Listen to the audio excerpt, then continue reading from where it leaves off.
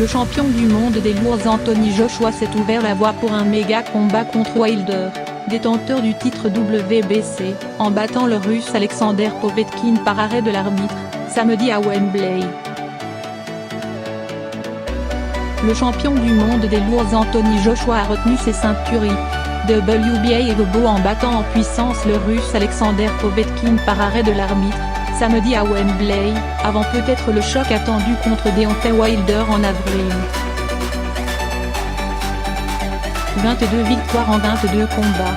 En battant samedi son challenger officiel, le Britannique s'est ouvert la voie pour un méga combat contre Wilder, détenteur du titre WBC depuis janvier 2015.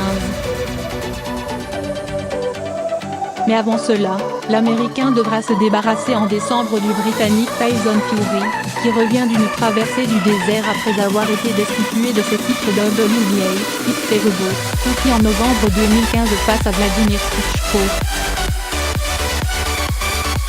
En attendant, Joshua a fait sa part du travail en battant Povetkin, champion WBA de 2011 à 2013, et en améliorant encore son superbe bilan avec une 22e victoire en 22 combats. Innovation. Le chouchou du public a fait une entrée fracassante dans l'enceinte, tout dédié à sa cause. Flammes, feux d'artifice, musique, plateforme pour le soulever au-dessus de la foule, le champion olympique des Jeux de Londres a été accueilli comme une véritable rockstar par un Wembley plein et en délire. Cette pression l'a-t-il perturbé au début du combat? Il y a beaucoup de pression dans tout le pays. L'énergie qu'il y a ici vous stimule et vous sentez cette pression, je ne vais pas mentir. Il y a quelques années, je n'aurais peut-être pas gagné le combat, a concédé le Britannique. AJ a en tout cas souffert dans les premiers rounds. Il avait expliqué avant le combat que le champion olympique des Jeux d'Athènes avait le meilleur crochet gauche du monde. Il a pu le constater en vrai dès le premier round de point le tournant dans le 4e round. Dès l'entame, Povetkin réussissait un enchaînement dévastateur, avec 2 coups qui portaient et un crochet du gauche qui touchait durement le Britannique au nez. Le Russe continuait sa domination lors des 2e et 3e rounds, profitant de sa rapidité pour rentrer quelques coups violents sous la garde de Joshua, bien plus grand, 2,08 mètres contre 1,90 mètres. Mais au tournant du 4e round, AJ commençait à mieux lire le Russe, montrant toute sa maturité pour ne pas céder à la panique.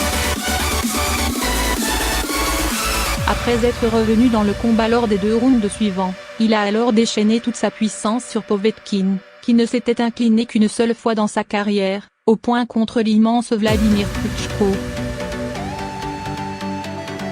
Un crochet du gauche dévastateur. Si Joshua craignant la gauche du Russe, c'est pourtant lui qui mit son adversaire au tapis avec ce coup. En envoyant un énorme crochet, puis en combinant avec un autre gros crochet du droit, il a envoyé Povetkin au tapis. Le Russe est bien revenu, mais sonné, il a reçu une nouvelle volée avant que l'arbitre n'arrête le combat quelques secondes plus tard, sous une ovation de Wembley, ravi de la victoire de son chouchou. Il n'y a pas de challenger obligatoire?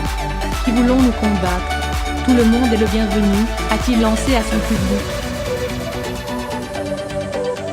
Interrogé sur l'échec des négociations avec Wilder, le champion a répondu « On a beaucoup parlé. Mais maintenant je suis là, que le champion se pointe et qu'on ait une bonne bagarre à l'ancienne. »